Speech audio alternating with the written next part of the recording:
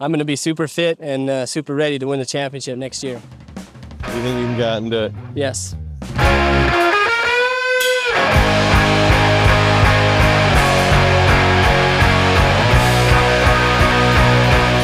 The winner, there he is, Randy Mamola.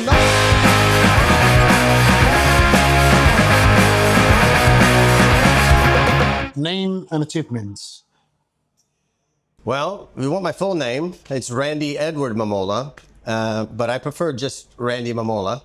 My achievements depends on where we start. I started racing when I was 12, and I stopped racing obviously in 1992 when I was 32 or 33 years old. My accomplishments, I guess, if you want to hear just about the World Championship, is finishing second in the World Championship 4 different times with 3 different manufacturers.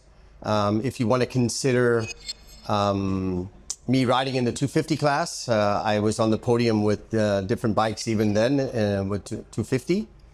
But I had 57 podiums, 55 of those podiums were in the 500cc class.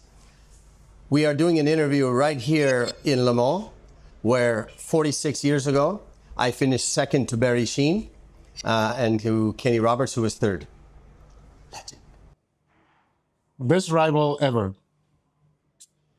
Rivals come and go, and they're just different people because the first year in 1980, when I had a factory ride to battle for the World Championship, it went right to the last round, and it was between Kenny Roberts and myself.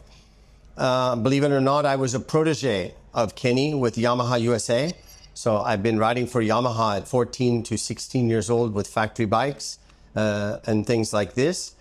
But there were many, and there were many people that I wouldn't say were rivalry, but were important and really meaningful with people like Barry Sheene, people that were very high-level champions and taught me a lot how to interact with people.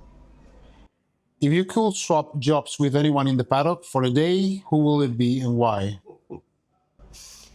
I think I would like to be the one who checks the passes, okay? And, when you see the German guys that check the passes and go, this pass is no good, and like this, I would love to just be the comedy guy that says, no, you out, this is no good, and pass.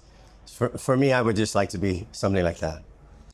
What's the craziest performance you did as a rider back in time to celebrate a win? I was probably one of the very first characters that took my boots off and threw my gloves and things like this. I was somebody who really started to feel that I was an entertainer. And some of you are going to laugh and maybe say that's probably why you didn't win the World Championship. There's plenty of reasons why things happen. But I am an entertainer. I'm somebody who loves people. And I think this is why I still have such a fan base 46 years ago until now. Will you sacrifice anything to get a 500cc world title at home? So the answer to that is to winning a 500cc world title. Listen, I tried. I put everything on the line. I had success at times and non-success. But I was able to transfer things, and I wouldn't change the world for anything. There were reasons that I didn't win the World Championship, and some of those reasons was maybe my fault, also Suzuki's fault. And even I would like to say in 1984 I didn't even start the World Championship in the first 2 rounds because I didn't have a ride because Suzuki quit in 1983.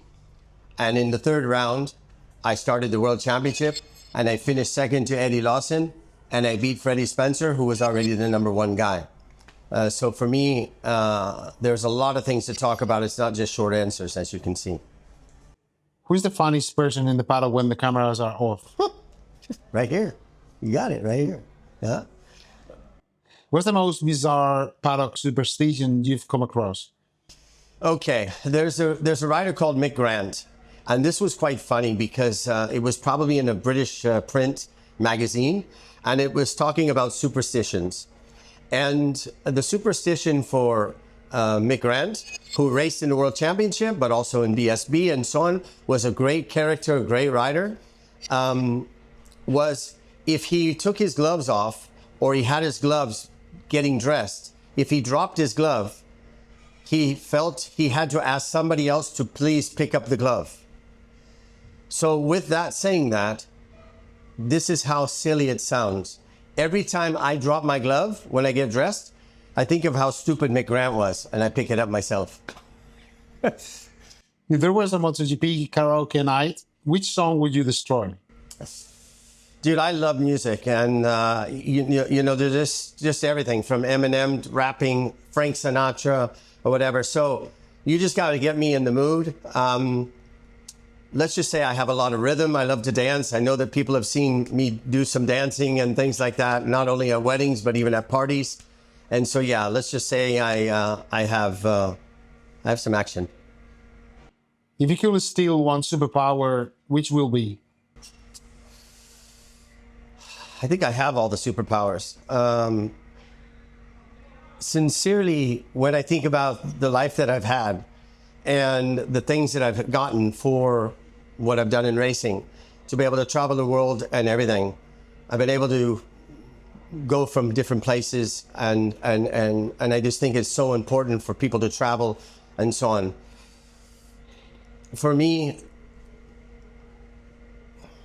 the superpower, I guess, is something that I have. I have an act with people. I have an act in wanting to talk. I have an act to want them to love my sport, the sport of MotoGP. And I think I have that. Describe the MotoGP paddock using only 3 words. Holy shit. That's only 2. Wow. Special. My life. If you have to pick on one person in the paddock to be stranded on an island with you, who will it be? One person in the paddock? None. I'd get in trouble. I don't know. There are so many funny people that are in the paddock, young people and older people and things like that. If I could have 2 or 3, I believe I would ask at the moment Delinia. And the reason for that is I'm so interested in how things work, even though I'm not an engineer. But watching what happens in modern day MotoGP with electronics and aerodynamics, I think would be somebody like that. Wildest racetrack ever? Wildest? Nürburgring. The Nürburgring of old, 1979. It was 14 miles, 20-something kilometers long, I believe. You have to check that. You have to check. Around. So, Nürburgring was 1980. It's the last round of the championship. I must win. Kenny must finish 4th or back farther. The track was, the lap record I set was 8 minutes and 40 seconds, 9 seconds faster than the lap record previous, 3 seconds faster than anybody in qualifying. I was leading the race. Unfortunately, I had a problem with the engine and I finished 5th. Kenny finished 4th and I lost it. But when you think about the 250 or 260 corners you had to memorize, and believe me, you can memorize it as long as you practice it. What's the best behind the scenes prank you've seen? Can I say something dirty? So I remember maybe early 80s, Irv Kenemoto and everybody, you had to take the motorcycles through Parc Ferme and you had to have them checked and inspected the helmet and everything. Eddie Lawson was in his motorhome. Irv was at the technical session. I was completely naked in a jacket. It was nearly snowing. And I just went, bah! And to this day, Eddie and I was with Eddie in Texas this year, and we were laughing about this, how crazy I was. Which MotoGP rider has the weirdest pre-race ritual? So, if I have to say, when you watched Valentino, Valentino always had an array of things: touching his ears before he walked out of the garage, touched his knees. That's before stepping the line. After he did this, he did what Rafa Nadal does a lot: pulls his underpants or whatever he's got on, G-string maybe, Tonga. It was just kind of weird. And the funny thing about that is I used to say to Dorna, why are you filming this every week? Because this is Rossi. Yes, but one time is enough per weekend. Let's just make a grand circle or something like this. But I believe this was one of the most incredible ones. Also, you remember he used to hold the foot peg before he got on the bike. And when I used to get to test the bikes in Valencia at the end of the year, every time I rode the Yamaha Valentino, I squatted down and I held the foot peg. And I looked at them and they said, if you crash it, I'll kill you. I said, but this will stop me from crashing right here. This was always funny. If MotoGP had a talent show, what would your act be? The clown. Try to make people laugh, try to make people enjoy, try to make people cry. Because what's important is that if you turn them to tears, it's because they have compassion and they have real feeling for what this sport's about. The positives, the negatives, but it's mainly positive. And for me, it's so important to entertain. Who in the paddock will make the worst reality TV star? God, I hate to say, I'm going to get in trouble.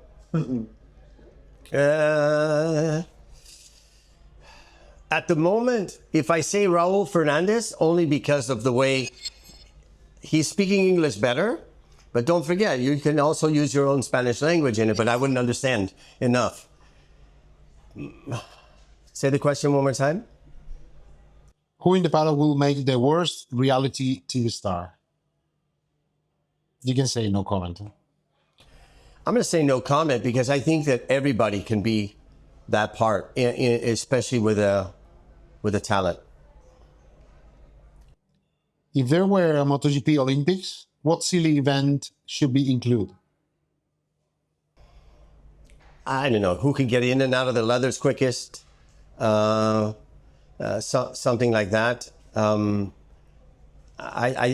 think everybody does things unique when they get dressed. Left foot first, right foot first glove, or things like this. Something like that. What's one thing you'd love to say on live television, but you can't?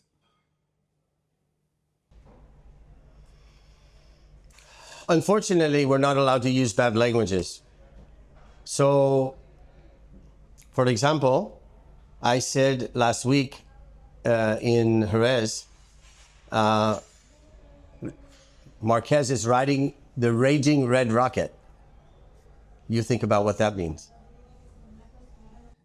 Define with one word the difference between a F1 driver and a MotoGP rider. Describe in one word the difference between an F1 driver and a MotoGP driver? Yeah. Nothing. They all push things to the limit. If Randy Mamola were reincarnated, which MotoGP rider will he be? Nicky Hayden.